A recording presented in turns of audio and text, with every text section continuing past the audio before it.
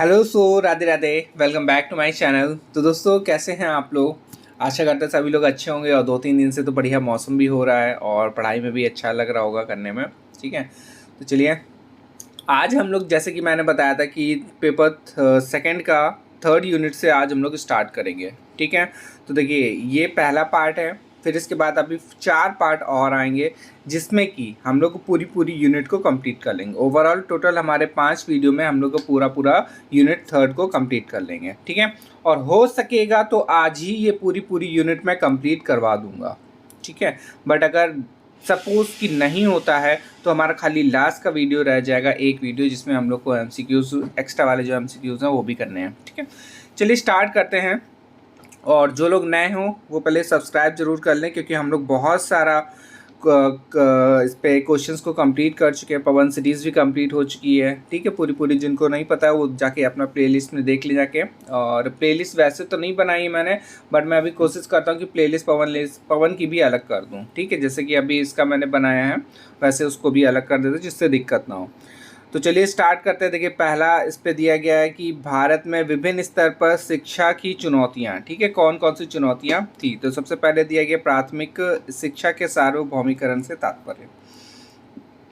एक एक लाइन जरूर देखिएगा, जो जो मैं बताऊं उसको नोट डाउन भी कर लीजिएगा कि काफ़ी इंपॉर्टेंट रहने वाली है ये वाली क्लास। ठीक है, देखिए इस पे दिया गया है किसी भी शब्द का अर्थ संदर्भ वंश होता है। इंग्लैंड में जब प्राथमिक शिक्षा को अनिवार्य एवं निःशुल्क किया गया तो उसके सामने समस्या थी।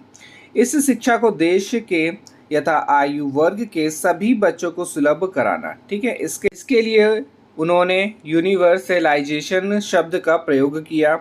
इस शब्द का एक सेकेंड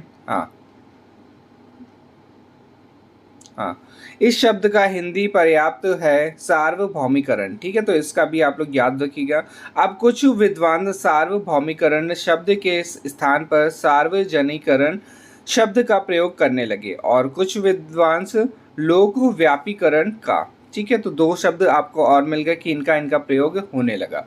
इस संदर्भ में हमारा निवेदन है कि यह है कि अंग्रेजी शब्द यूनिवर्सलाइजेशन शब्द के लिए हिंदी में सार्वभौमिकरण शब्द रूढ़ हो चुका है, अतः उसके स्थान पर नए नए शब्दों का गहना युक्त संगत नहीं है। ठीक है, वर्तमान में अनिवार्य एवं निःशुल्क प्राथमिक शिक्षा के सार्वभौमिकरण का अर्थ कुछ व्यापक रूप में लिया जाता है। हमारे देश के संविधान की धारा 45 में प्रारंभ या निर्देश दिया गया है कि राज्य इस संविधान में लागू होने के समय 10 वर्ष के अंदर 14 वर्ष तक की आयु के बच्चों की अनिवार्य एवं निःशुल्क शिक्षा की व्यवस्था करेगा। ठीक है, यहाँ हमारे जो 14 वर्ष की आयु तक के बच्चों की शिक्षा से तात्पर्य महात्मा गांधी द्वारा प्रस्तावित कक्षा 1 से कक्षा 8 तक की शिक्षा से है, परंतु अनिवार्य एवं निःशुल्क शिक्षा को सर्वसुलभ बनाने का तब तक कोई अर्थ नहीं जब तक यथा आयु वर्ग के 100% बच्चे उसमें प्रवेश नहीं लेते हैं। और जिस पर बताया गया है कि 100% बच्चों के प्रवेश लेने का तब तक कोई अर्थ नहीं जब तक 100% बच्चे उसमें रुके नहीं रहते, अर्थात पढ़ाई बीच में छोड़कर नहीं जाते। और 100% रुके रहने का तब तक कोई अर्थ नहीं जब तक 100% बच्चे इस शिक्षा को पूरी नहीं करते, इनमें उत्तीर्ण नहीं होते। इस दृष्टि से भारत में अनिवार्य एवं निःशुल्क प्राथमिक शिक्षा के सार्वभौमिकरण का अर्थ है। कुल मिला के उनका कहना जो था गांधी जी का कि बच्चे तो जाएं बट वहाँ पे पढ़ें भी, ऐसा नहीं है कि वो जाएं और 2-3 महीने बाद वो निकल आए। ठीक है, तो ये कुछ नहीं था। और 100% इससे बोला गया कि 100% जैसे कि जा रहे हैं तो पूरी साल आपको वहाँ पे रुकना होगा तब जाके 100% होगा। मतलब कि क्लास जैसे कि 5th में गया तो आपको 6th भी अटेंड करे, 7th भी अटेंड करे और पूरी मतलब कि क्लास पूरा जब तक वहाँ पे स्कूल चल रहा है, मतलब कि इन द सेंस कि जितना भी क्लासेस हैं उस पर 8 तक की है तो 8 तक की पूरा करके निकले। जैसे कि हम लोग करते हैं कि जिस स्कूल में चले गए तो बस वो उसी स्कूल में हम लोग पूरा कर लेते हैं। ठीक है, कुछ में यही होता है कि हाँ अगर स्कूल अच्छा है, जैसे कि एग्जाम्पल के तौर पे मैं केवी बताता हूँ। ठीक है, केवी स्कूल प्रेजेंट टाइम की सिचुएशन में सबसे बेस्ट है। क्यों? क्योंकि वहाँ की फ़ीस अच्छी है, प्लस पढ़ाई आप लोग जानते ही हैं कैसी होती है। पढ़ाई के साथ साथ आपको स्पोर्ट्स वहाँ पे अवेलेबल हो जाता है, जिससे बच्चे पढ़ाई के साथ साथ ही स्पोर्ट में भी आगे बढ़ जाते हैं। ठीक है, बाकी आप लोग प्राइवेट स्कूल की फ़ीस तो जानते ही हैं। ठीक है, उस पर बताने के लिए कुछ भी नहीं है। तभी बच्चे या बच्चे क्या, माता पिता सभी लोग यही सोचते हैं कि केवी में अगर हो जाता है तो सबसे बेस्ट है। फुर्सत हो जाएगी, 1 से लेके 12 तक की वहाँ पे होता ही है, आपको पता ही है, वो 12 क्लास तक ही होता है। तो पूरी लाइफ उसी में अच्छे से गुजर जाएगी। प्लस नाम रहता है कि हाँ, केंद्र विद्यालय से पढ़ा हुआ लड़का है या लड़की है। ठीक है, खुद ही इंप्रेशन अलग हो जाता है उससे। चलिए आगे देखते हैं। इसमें दिया गया 100% सुविधा जो है 6 से 14 आयु वर्ग के 100% बच्चों को एक कक्षा 1 से 8 तक की शिक्षा सुविधा सुलभ कराना। ठीक है, आप 100% नामांकन का मतलब क्या हो जाएगा यहाँ पे, 6 से 14 आयु वर्ग के 100% बच्चों का कक्षा 1 से कक्षा 8 तक नामांकन कराना। और 100% धारण करने का मतलब है इनका कि विद्यालयों में रोके रहना, उन्हें विद्यालय में मतलब कि बीच में विद्यालय छोड़कर ना जाने देना। और सफलता मतलब कि यहाँ पे कि उत्तीर्ण कराना। ठीक है, ये देखिए यहाँ पे दिया गया कि इन 100% बच्चों को कक्षा 8 उत्तीर्ण कराना। कुल मिला के ये कहने का था जो मैंने अभी बताया है कि अगर जैसे कि सपोज का बच्चा अगर फर्स्ट से लेता है, तो अगर वहाँ पे क्लास 8 तक की स्कूल है तो वो 8 के बाद ही निकले, मतलब कि 8 पूरा करके निकले, उसके 20 से ना निकले। ठीक है, वो आपका 100% हो जाएगा। जैसे कि अब जो हमारे नवोदय विद्यालय होता है, नवोदय विद्यालय में तो देखिए बच्चे अच्छे ही जाते हैं। ये सरकारी स्कूल की बात हो रही है यहाँ पे कि उनको कैसे वहाँ पे रोका जाए, क्योंकि वहाँ नवोदय में जाने का मतलब है आपको पूरा अच्छे से करके ही जा रहा, बच्चा भी पढ़ने वाला ही है।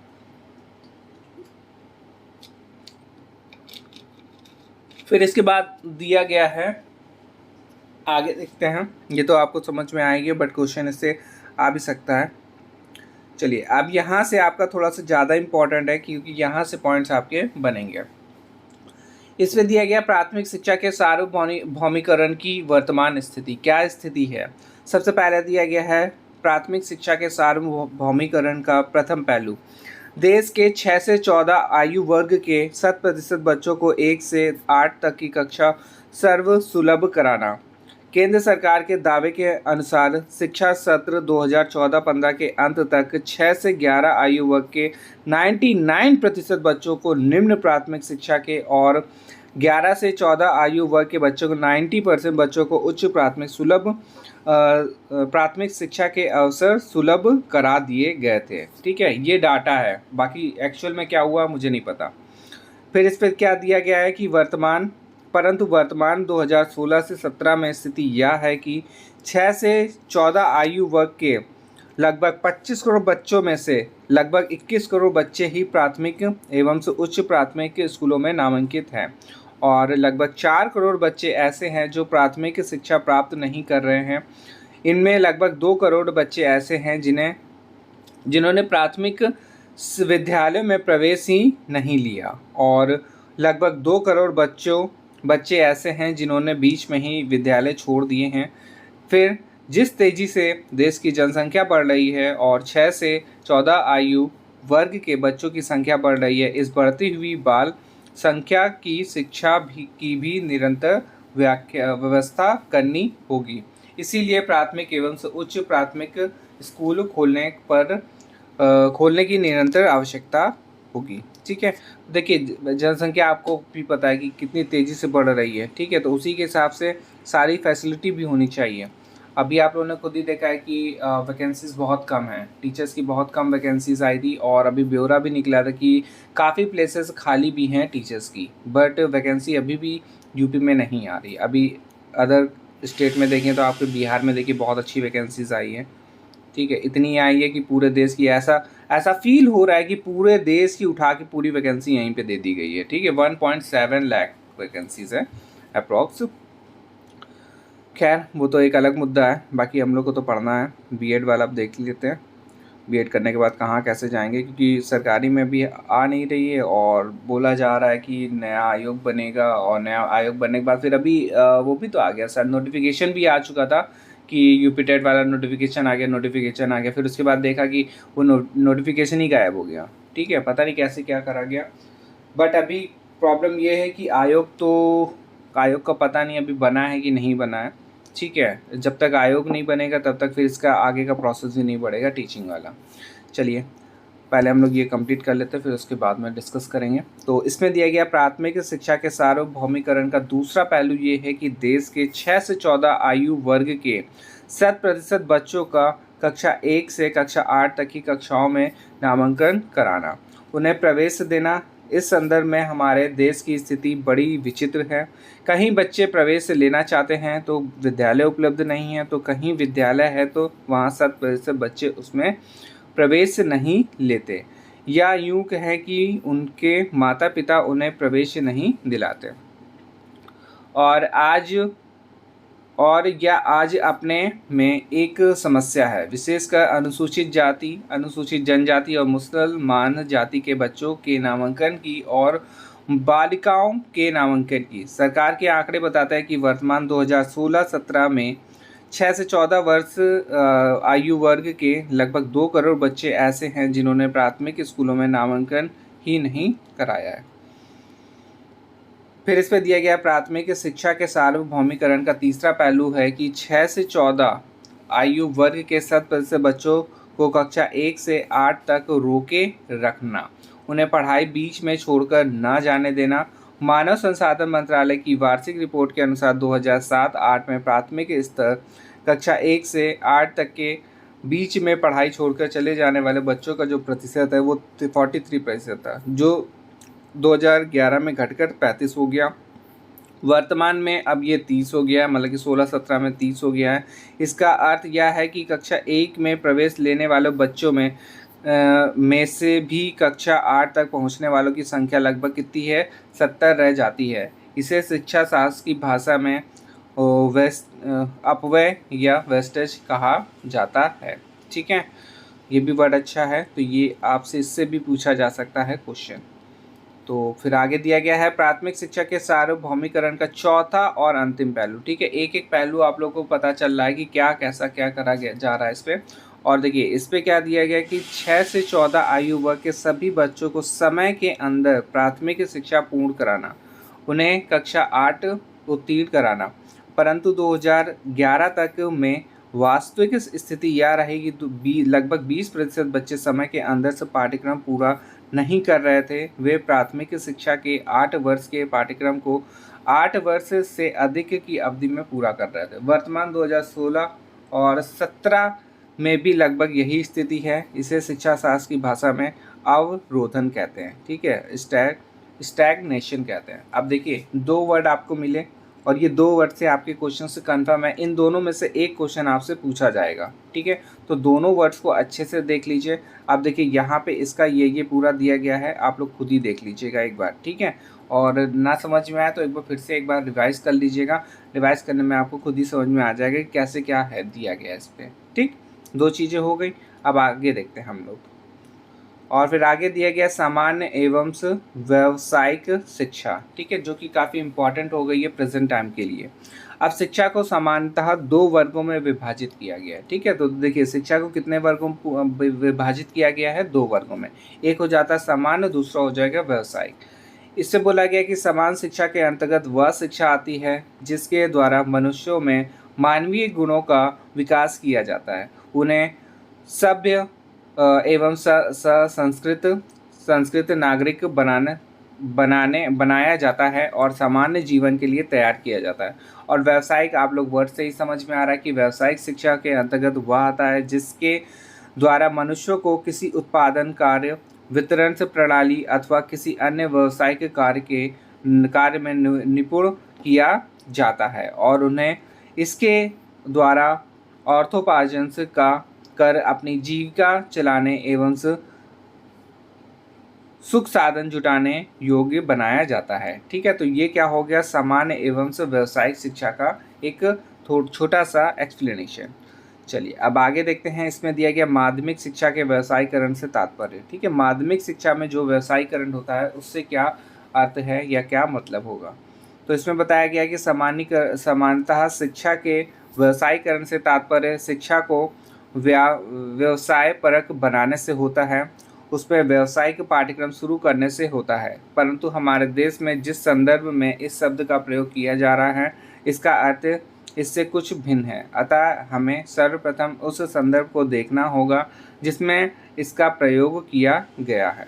ठीक है, अब देखिए इस पर क्या क्या दिया गया उसको देख लेते हैं। सबसे पहले कि यहाँ तक शिक्षा में व्यावसायिक पाठ्यक्रम को शुरू करने की बात है, यह कार्य तो हमारे देश में प्रारंभ से किया जा रहा है। संसार का इतिहास बताता है कि संसार में शिक्षा संस्था की व्यवस्था सर्वप्रथम भारतवर्ष में हुई थी और वैदिक काल 2500 ईसा पूर्व से 500 ईसा पूर्व में यहाँ एक समृद्ध शिक्षा प्रणाली का विकास हो चुका था। इस काल में कृषि एवं पशुपालन, हीरे जवाहरातों की पहचान एवं उन्हें उनके मूल्य अनुमान और क्रय विक्रय वाणिज्य आदि की शिक्षा की व्यवस्था गुरुकुलों में होती थी और कला कौशलों की शिक्षा की व्यवस्था परिवारों तथा एवं यथा केंद्रों में होती थी। ठीक है, तो ये पहले से ही हमारा चला आ रहा है, क्योंकि उस टाइम क्या था कि जो कृषि वाला काम था काफ़ी अच्छा था। कृषि मतलब कि पहले तो कृषि प्रधान देश ही था, अभी भी है बट पहले से कंपेयर करेंगे तो कम हो गया। ठीक है, कृषि हो गया, पशुपालन हो गया और हीरे जवाहरात तो देखिए काफ़ी था यहाँ पे, अब सब मिट गया समझ लो। ठीक है, और इस पे दिया गया है कि वैदिक काल के बाद बौद्ध काल में 500 ईसा पूर्व से लेकर 1200 ईसा पूर्व में हमारे देश में कला कौशल, उत्पादन कार्य और वाणिज्य के क्षेत्र में बड़ी उन्नति हुई थी। ठीक है, ये वाला अच्छा काल था। इस काल में सभी कला कौशलों, उत्पादन कार्य और वाणिज्य की शिक्षा की व्यवस्था बौद्ध विहार और मठों में की गई। बौद्ध ग्रंथ मिलिंद पान्हा में 18 शिल्पों की शिक्षा की व्यवस्था का उल्लेख मिलता है। ठीक है, तो ये आप लोग याद रखिएगा। फिर इसमें दिया गया है इस काल में आयुर्विज्ञान के क्षेत्र में बड़ा विकास हुआ और उस समय के विश्वविद्यालय में इसकी शिक्षा की उत्तम व्यवस्था थी। वैद्यराज, धन्वंतरी और चारवाक और शल्य चिकित्सक, जीवक और सशूद्र इसी काल में हुए। ठीक है, तो ये भी आप लोग याद रखिएगा। फिर इस पे दिया गया है सन 1200 में हमारे देश में विदेशी मुसलमानों का प्रवेश हुआ। उन्होंने यहाँ 1200 ईसा पूर्व से 1700 ईसा पूर्व तक राज्य किया। इस काल में कला कौशल से व अन्य व्यवसायों के क्षेत्र में अधिक विकास हुआ। प्रथमतः तो तब तक हमारे देश में ही इस क्षेत्र में बहुत विकास हो चुका था। दूसरे ये लोग भी अपने साथ अपनी कला कौशल से लेकर आए थे। इस कला में इन सब कला कौशलों एवं व्यवसायों की शिक्षा मदरसों में की गई। ठीक है, फिर इसके बाद अब ये मुसलमान हो गया। अब इसके बाद सन 1613 में हमारे देश में इंग्लैंड के अंग्रेज व्यापारियों ने प्रवेश किया। उन्होंने यहाँ ईस्ट इंडिया कंपनी की स्थापना की। इन व्यापारियों के साथ इस देश में ईसाई मिशनरियों ने भी प्रवेश किया। इन ईसाई मिशनरियों ने यहाँ सर्वप्रथम प्राथमिक स्कूल की स्थापना करी। ठीक है, अब ये वाला इम्पोर्टेंट पॉइंट है कि किसने सर्वप्रथम प्राथमिक स्कूल की स्थापना करी, तो ईसाई मिशनरियों ने, और उसमें भाषा गणित के साथ साथ हस्त कौशलों की शिक्षा की व्यवस्था की। और सन 1854 में कंपनी ने अपने शासित क्षेत्र के लिए नई शिक्षा नीति की घोषणा की। इसे वुड का घोषणा पत्र कहा जाता है। इस नीति में देश के बेरोजगारी दूर करने, उद्योगों के लिए कुशल कर्मकारों की पूर्ति करने और भारतीयों की आर्थिक दशा सुधारने के लिए व्यावसायिक शिक्षा की व्यवस्था पर बल दिया गया और व्यावसायिक शिक्षा संस्थाओं की अलग से स्थापना करने की घोषणा की गई। उसी बीच 1857 में भारतीयों ने अंग्रेजों के विरुद्ध क्रांति का बिगुल बजा दिया। इस क्रांति को दबाने के बाद ब्रिटिश सरकार ने भारत के शासन की बागडोर स्वयं अपने हाथों में ले ली। फिर इसके बाद बताया गया है कि सन 1882 में इस सरकार ने भारतीय शिक्षा पर विचार करने के लिए अंग्रेज विद्वान हंटर की अध्यक्षता में भारतीय शिक्षा आयोग का गठन किया। ठीक है, जो कि ये वाला हम लोग पढ़ चुके हैं सारा पेपर फर्स्ट में।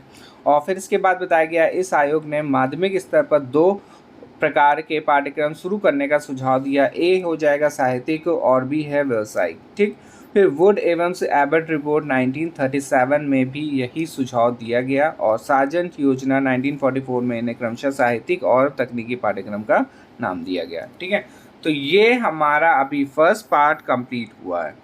इस पे हम लोगों ने देखिए, इस पे वन लाइनर नहीं है, इसको पूरा पूरा पैरा दिया गया है, तो पैरा की तरीके हम लोगों ने जल्दी जल्दी इसको खाली एक बार रीड कर लिया है, क्योंकि इस पे जो जो इम्पोर्टेंट है वो आपको समझ में आ गया है। बाकी ये है कि हाँ, एक इमेज बन जाती है कि ये जो हमारे वर्ड्स थे, ये हमारा पॉइंट्स था, ये हमारा यूनिट 3 में था। ठीक है, जिसके बाद हम लोग जब क्वेश्चन सॉल्व करेंगे तो उसके बाद हमारा पूरी क्लियर हो जाएगा। तो देखिए, अब यूनिट ये हमारा हटा देता हूँ, यूनिट 3 है, जिसपे कि हम लोग 5 इस पे वीडियो के सहायता से हम लोग इसको कवर करेंगे। पहला हम लोगों ने इसको कवर करा, थ्योरी हो जाएगा। सेकंड वाले वीडियो में हमारा थ्योरी प्लस एमसीक्यू रहेगा। ठीक है, थ्योरी प्लस एमसीक्यू हो जाएगा, फिर हमारा एमसीक्यू रहेगा, फिर एमसीक्यू रहेगा और ये एमसीक्यू रहेगा। ठीक है, क्योंकि इस पे क्वेश्चन अप्रॉक्स शायद 180 प्लस हैं एमसीक्यूज़ के, तो हम लोग इसको तीन पार्ट में कम से कम कवर करेंगे। ठीक है, 50-50 और +30 कर लेंगे। जो हमारा इसके बाद वाला जो वीडियो रहेगा, वीडियो नंबर 2, उस पर हम लोग 30 क्वेश्चंस को भी कवर करेंगे। ठीक है, तो इस वीडियो को हम लोग यहीं पे एंड करते हैं। नेक्स्ट वीडियो में हम लोग अच्छे क्वेश्चंस के साथ मिलेंगे। चलिए, मिलते हैं नेक्स्ट वीडियो में। धन्यवाद।